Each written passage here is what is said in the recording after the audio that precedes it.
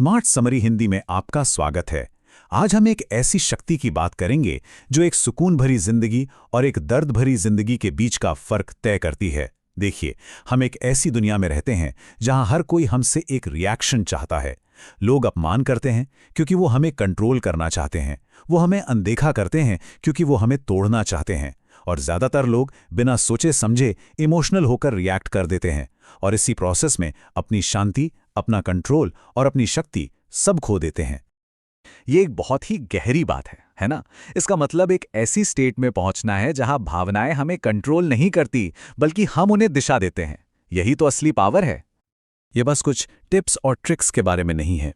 ये उस अंदरूनी ताकत को खोजने का एक रास्ता है जो दुनिया के इतने शोर के बीच भी हमें शांत और स्थिर रखती है। तो इस शक्ति को पाने का रास्ता क्या है? देखिए, हम शुरुआत करेंगे ये समझने से कि कैसे हम एक भावनात्मक कठपुतली बन जाते हैं। फिर हम अपने दिमाग के प्राचीन अलार्म सिस्टम को समझेंगे। इसके बाद हम ठहराव की शक्ति, रिएक्शन और रिस्पॉन्स के बीच के फर्क, हमारे अहंकार की भूमिका और आखिर में स्थायी शांति के मार्ग पर बात करेंगे। तो चलिए शुरू करते हैं। जब हमारी भावनाओं को बाहरी घटनाएं कंट्रोल करने लगती हैं, तो समझिए कि हम अपनी जिंदगी की गाड़ी के ड्राइवर नहीं रह जाते। हम एक कठपुतली की तरह बन जाते हैं जिसकी डोरियां कोई और खींच रहा होता है। और इसकी कीमत बहुत बड़ी होती है। जरा सोचिए, गुस्से में भेजा गया एक टेक्स्ट, एक बहस जिसने एक रिश्ता ही खत्म कर दिया, या गुस्से का वो एक पल जिसने करियर की दिशा ही बदल दी। ये सब अनियंत्रित इमोशनल रिएक्शंस के असली नतीजे हैं। आइए इसे एक ऑफिस मीटिंग की कहानी से समझते हैं। एक मेहनती नौजवान की कल्पना कीजिए। ये वो पल था जो एक इमोशनल ट्रिगर बन गया। जो आलोचना की गई वो ना तो सही थी और ना ही सच्ची। उस एक पल में उसकी भावनाएं उस पर पूरी तरह हावी हो गईं। उसने तुरंत और जोरदार तरीके से रिएक्ट किया। उसने बहस नहीं जीती, वो असल में हार गया। क्यों? क्योंकि उसने किसी और को ये कंट्रोल करने दिया कि वो कैसे जवाब देगा। उसकी एक प्रतिक्रिया ने उसकी सालों की मेहनत पर पानी फेर दिया। तो ऐसा होता क्यों है? आखिर क्यों हम इस तरह अपना कंट्रोल खो देते हैं? चलिए इसके पीछे के विज्ञान को समझते हैं। ये एक बायोलॉजिकल प्रोसेस की वजह से होता है, और मजेदार बात यह है कि जब हम इमोशनली चार्ज होते हैं तो हम सचमुच में कम बुद्धिमान हो जाते हैं। हमारा दिमाग हाईजैक हो जाता है। और ये प्रोसेस स्टेप बाय स्टेप होता है। हमारी हजारों साल पुरानी दिमागी वायरिंग आज की मॉडर्न जिंदगी में हमारे लिए मुश्किलें खड़ी कर देती है। हमारा इमोशनल ब्रेन हमारे लॉजिकल ब्रेन से कहीं ज्यादा तेजी से रिएक्ट करता है। तो इसका समाधान क्या है? इसका समाधान एक बहुत ही सरल लेकिन शक्तिशाली आइडिया में छिपा है। हमारी असली ताकत रिएक्ट करने से पहले बस एक छोटा सा ठहराव लेने में है। और ये संख्या यही समाधान है। इसे 5 सेकंड का नियम कहते हैं। कुछ भी बोलने या करने से पहले बस 5 सेकंड के लिए रुकें और एक गहरी सांस लें।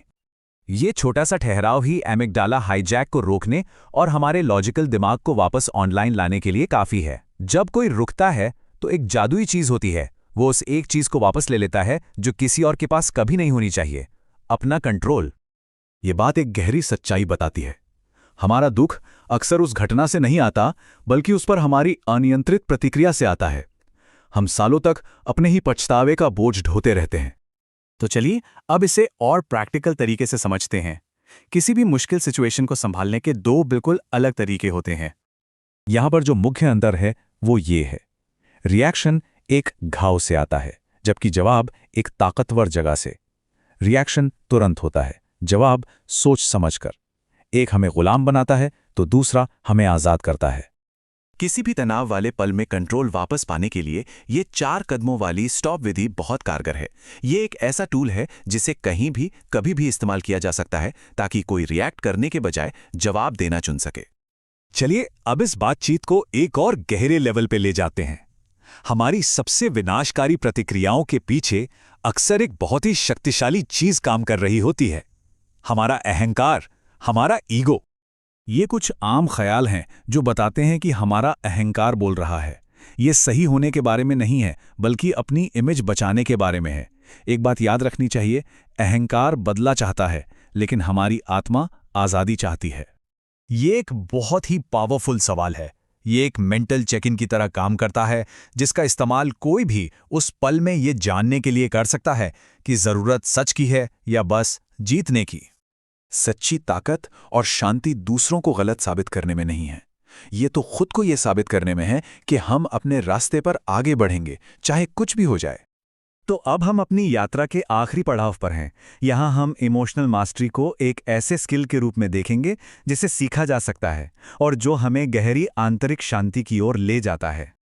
हम सभी इमोशनल मास्टरी के इन 4 लेवल्स में से किसी एक पर होते हैं, भावनाओं की कठपुतली होने से लेकर उनके स्वामी बनने तक। ज्यादातर लोग पहले या दूसरे लेवल पे ही फंसे रह जाते हैं, लेकिन असली ताकत तो तीसरे और चौथे लेवल में है।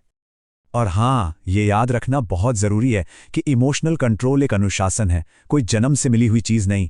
ये एक मांसपेशी की तरह है जिसे हर दिन ट्रेन करने की ज़रूरत होती है। ये अंतिम बात इस पूरी प्रैक्टिस के सबसे बड़े इनाम को साफ करती है, एक ऐसी जिंदगी जो शांति और समझदारी के साथ चलती है। दुनिया उन लोगों का सम्मान करती है जो तूफान में भी शांत रहते हैं।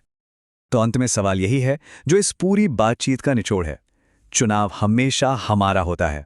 अगर इससे आपको मदद मिली तो कृपया इसे लाइक करें, सब्सक्राइब करें और अपने परिवारों और दोस्तों के साथ ज़रूर शेयर करें जो अपनी ज़िंदगी को अपग्रेड करना चाहते हैं। अगली बार तक मजबूत रहें,